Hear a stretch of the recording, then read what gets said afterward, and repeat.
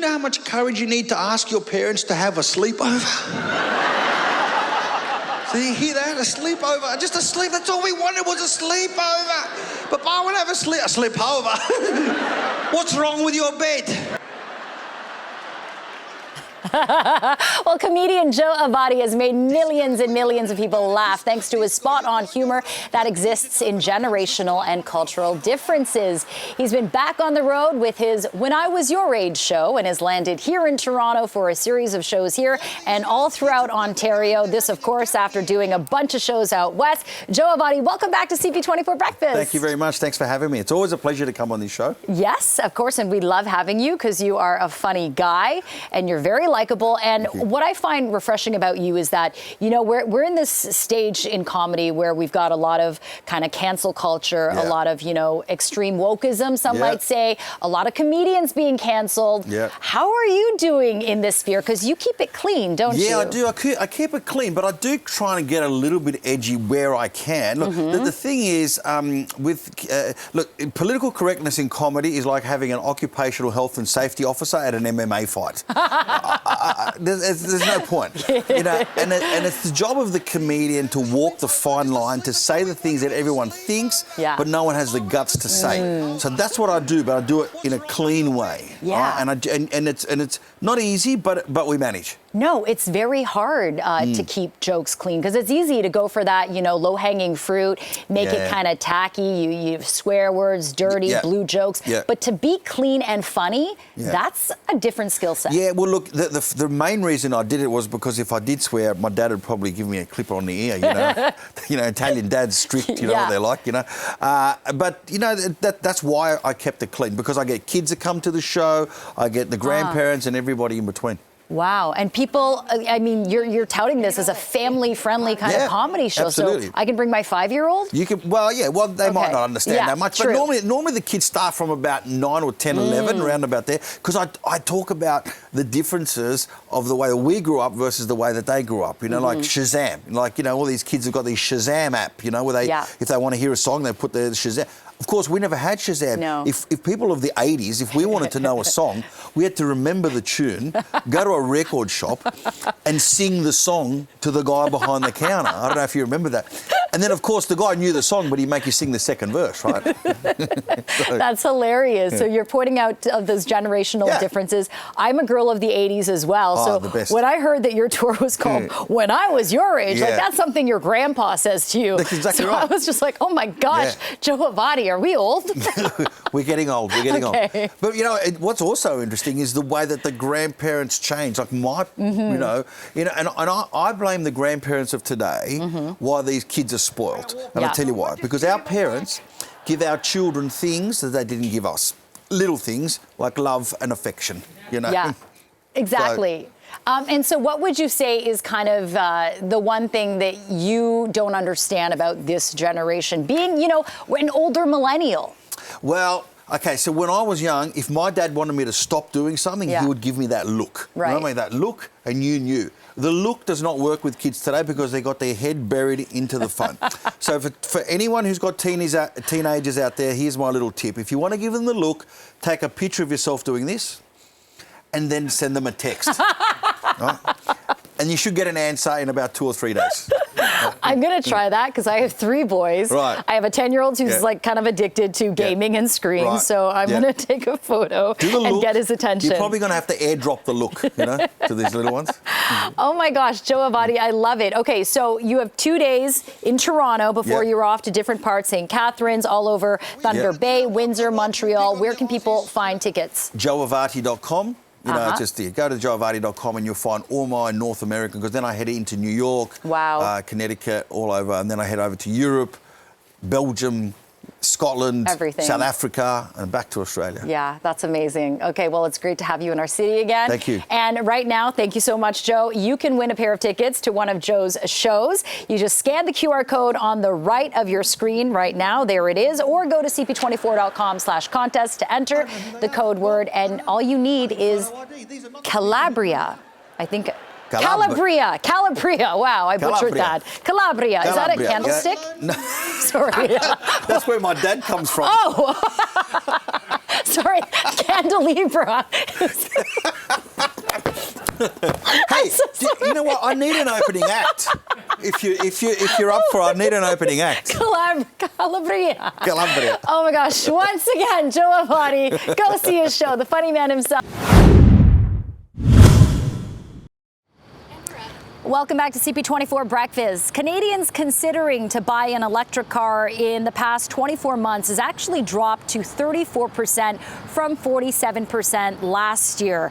Range anxiety, price points, and charging infrastructure are kind of the top roadblocks and reasons for this. But manufacturers are still rolling out more new EVs to meet net zero emission targets. So joining us live now in our parking lot to talk about and show us a few of these beautiful new electric SUVs is automotive journalist with the Globe and Mail, Patrina Gentili. Patrina, great of you to have us. I mean, I just looked outside of our studio at these cars and I was like, they look like sleek mobile smartphones on wheels. They are looking better and better.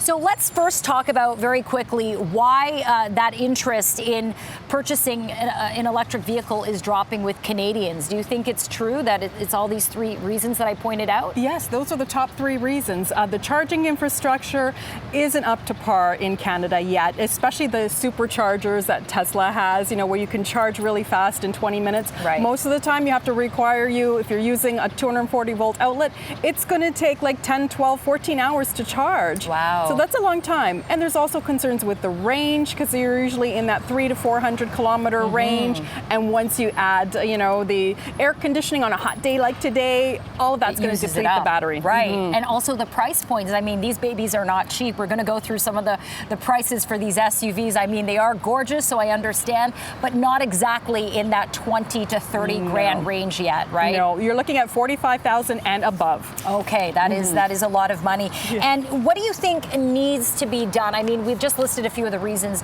but what do you think is the first thing that needs to be done to get more people interested in buying an EV? Well, one of the things Tesla's doing is they're opening up their supercharger networks in Canada to other manufacturers. So, for example, Ford and Rivian can jump on board. That'll help consumers that are buying these vehicles because now it means when they're doing a road trip, they can charge and they can charge in 20 minutes as opposed to hours. Exactly. Okay, that'll be helpful. So let's get to the cars right now. I understand the first vehicle we have is a Nissan, and this is their second EV. You said it took about 10 years to create, so this baby must be pretty special. Right, yeah. Well, Nissan started the craze with bringing out the first mass-produced all-electric vehicle. That was Leaf. And finally, we have this one.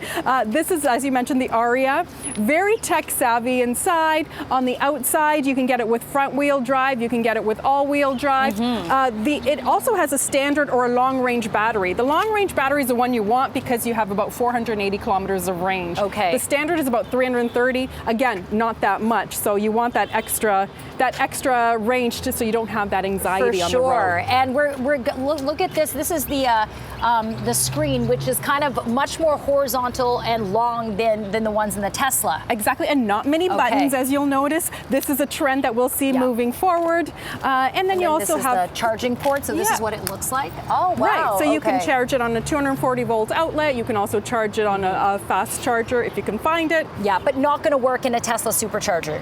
No, not yet. Not yet. All right, next up, this is very special. It's Cadillac's first SUV electric vehicle called the Lyric. Right, and this is part of GM's aggressive plan to bring out 30 new electric vehicles by 2025. Yep. I like this one. This is a rear-wheel drive and all-wheel drive version. Ooh, look at the door. It just like went It's fancy, I know.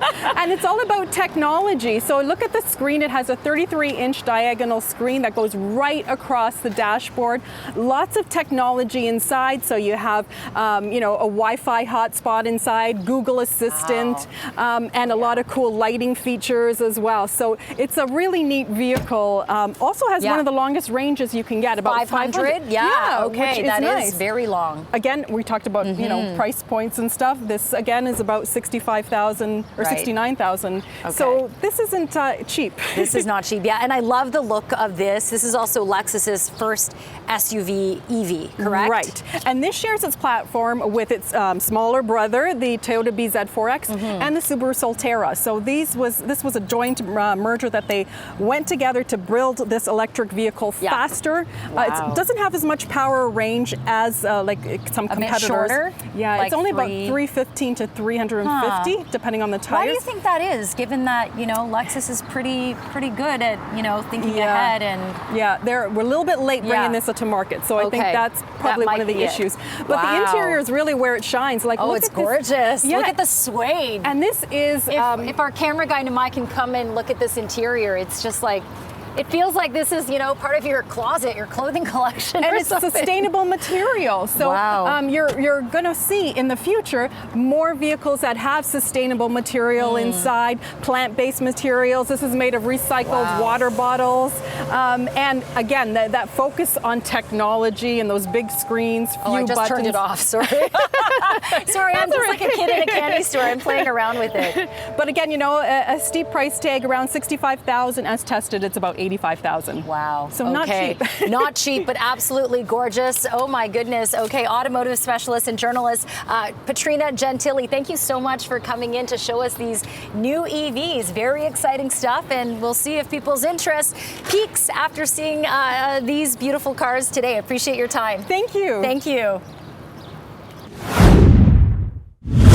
League of Champions is a foundation dedicated on helping the next generation of kids become successful through boxing. And the Lennox Lewis League of Champions Foundation is launching its Canadian Summer Boxing Camp fundraiser. It's going to be July 10th to help support outreach programs for children in Ontario and Jamaica who don't have access to regular summer camp programming.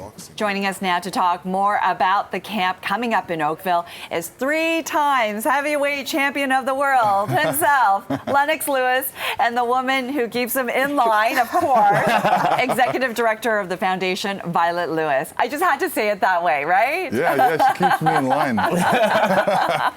Thank you so much for joining us. What a great idea. First of all, introducing boxing to kids. Tell us a little bit more about the camps. Yeah.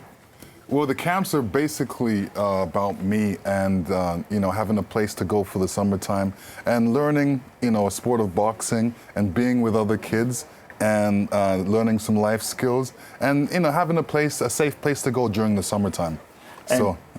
I'm sorry, along with that, can you all talk about, you know, the positive outlet that boxing has for, you know, boys and girls, you know, especially during the summertime? Well, the positive outlets are immense because not only are you learning a skill, you're also learning the sweet science of not just learning the boxing side, but also the discipline that comes with it that is translatable for everything that you do in life.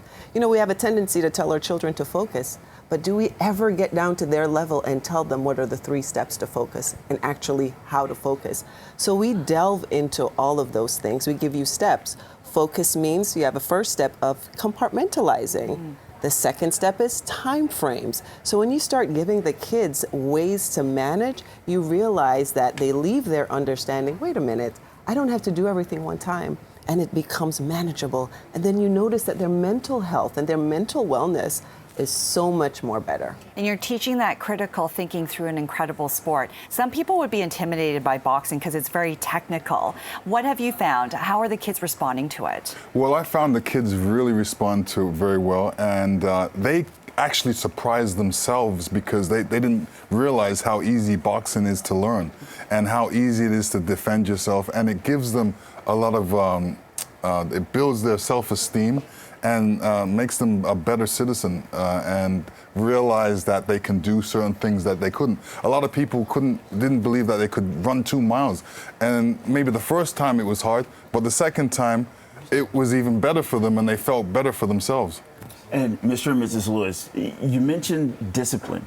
Can you elaborate on that, especially for this younger generation, and talk about, you know, how both of you all use discipline both professionally and personally? So the discipline starts with camp because of our time frame. So one of the things that we start very early, and they learn very quickly that everybody has a repercussion for being late. So, the discipline is you have to plan ahead. So it's within everything that we do, from getting there, getting your clothes ready the night before. So we compartmentalize it to their level of understanding so that they can incorporate it. Now the discipline goes all the way through to the training camps because they're modeled after his actual training camp. Folks think that we do the regular recreational camps, but he instills all of the things. You got to get there early. We're working out first before we do any eating. So there's a regimented process to his professional training camp and what you see at our camps. And even diet as well, even what you eat, how to prepare for training, make sure you're hydrated, all these different things that little kids don't know, and they love to learn these new experiences and learn these new things. You get a lot of parents who are nervous about the discipline, the focus, but what many people don't realize is that structure is really important, and kids actually thrive in an environment like that. Oh yeah, they do. We get a lot of response from parents how good our camps are, what happens to their kids. They get phone calls. Hey, I went to wake up my kid and he was already awake and dressed. Yes. So, Really? these are good stories that are coming back, and we love it. Or the times where the parents will say, well, yesterday they came home, they didn't even have time to finish dinner. They were in bed preparing for the next day. So it's really delving into the mindset more so than the physical side first is what we focus on, because character building is very important in terms of learning how to navigate and how to represent yourself. So that is a big part of what we're doing. So really quickly before we go to break, where can people go for information? We know the Oakville camps are July 10th to the 14th for kids ages 10 to 17. Yes, and for tickets or to register, you can go to www.jtiboxing.com/summercamp. LOC.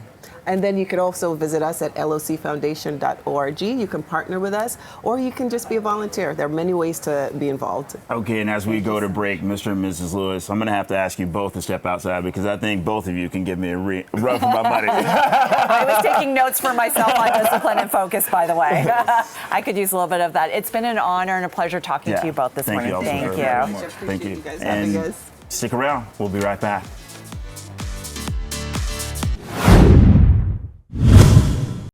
Sorry I seem so negative or like I don't believe in you. That couldn't be farther from the truth.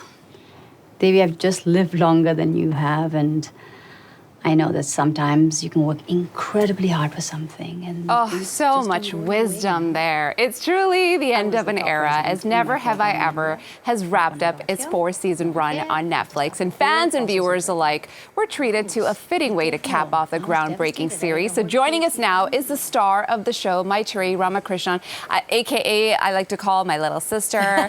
We're like trouble when we come together. No, honestly, I feel like whenever I see that, I get to hang out with you, I have to remind myself, don't be a menace.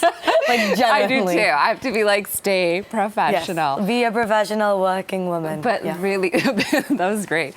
I have to say though, honestly, I cried watching. She's like, good. I wanted that. Yeah. I really did. What was your reaction when you actually wrapped everything up? Because it is. Yeah. It's the end of an era. It is. Yeah. When I finished filming, and it was my last scene, and they said that's a series wrap on Maitreyi Ramakrishnan, I definitely cried. Yeah. But I didn't cry when they said it, as more after I was talking and giving little impromptu speech to the crew. Yeah. Because I was just talking about how grateful I am for the entire experience and the individuals that made that experience what it was. So that overwhelming gratitude really made me emotional. Oh my gosh, I know. And I'm guessing you obviously watched the whole finale and stuff too, and watched it all too. Yeah. So even going back and seeing that, what were your feels like? I feel like every time I watch any season, I'm very just critical, but also a part of my brain wants to see okay, what did they keep? What did they cut? Yeah. I did for the last and final season have my closest friends and family watch it with me. And after every episode, we did a 5-minute debrief. What did we like? What made us happy? Because you can't even go back and fix it. No, I was like, what was our favorite jokes? Did anyone feel emotional at any time? It's like a book club, but like a season club. Exactly. Or like an episode club. Yeah, exactly. It was like, let's get some feedback here. Like, did anyone feel the need to cry? Yeah. Yeah? No, not yet? Odd. Unpack that. Weird. Maybe you're not in touch with your emotions. Can't help you there. Yeah, so I kind of am a little intense. Yeah. You're like, it didn't make you cry. You cried? Great. That's amazing. That was the point. Exactly. But speaking of, keeping things too, I'm always curious when the season wraps, was there anything that you actually ended up keeping? I kept the heart. You did? Yeah, like I mean, like I did keep some clothes, things as well, but plain blue jeans. Yeah. Because we would know. We would know. We're like, oh my gosh, those are from the show. Those are the ones. No, because it's perfectly tailored to me. And as someone who's got a big butt and a small waist, living that brown girl life. Yes, girl, give me a high five on that. I need those lovely jeans. Yes, I need them. Yes. So I took that. I think I have the denim jacket from season 2 when Davey asks Paxton to the winter dance. Yeah. And there's all those little sparkly jewels on it. Yeah. But the coolest thing I took was easily the harp. Yeah, that's an easy one for sure. It encapsulates Davey. So I'm not trying to put you in the hot seat, but I have to do it. Let it. Actually, you know what? We're going to take a quick short break because there's some technical issues going on with one of our mics. And then I'm going to put you in the hot seat when we come back from the break. What a tease up for that, That's so intense.